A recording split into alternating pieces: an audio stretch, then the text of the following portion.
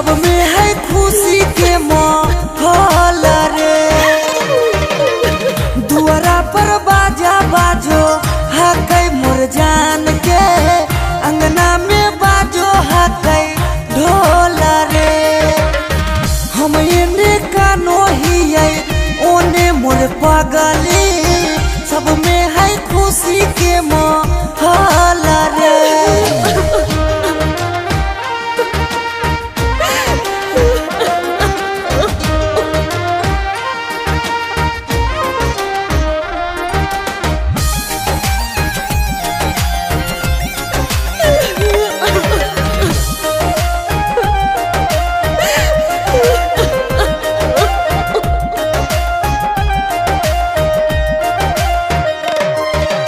घरवा के लोगवा हकै निरदैया, खिची खिची बैठबो है बीचे रे मड़ैया।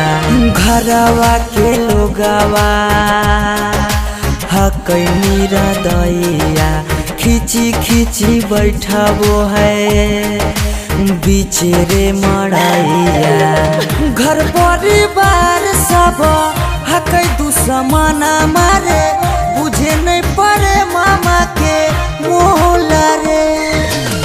हम एने कानो हियै ओने मोर पगली, सब में है खुशी के माहौल रे।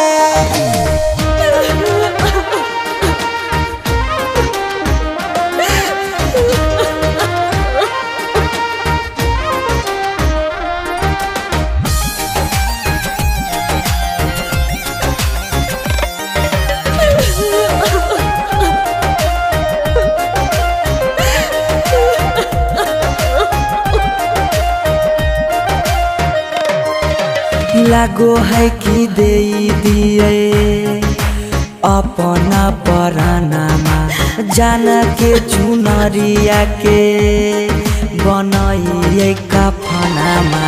लागो है कि दे दिए अपना परानामा, जान के चुनरिया के बनाइए कफनामा।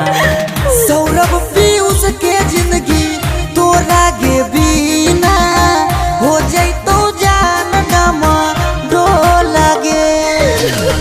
हम एने कानो हियै ओने मोर पगली,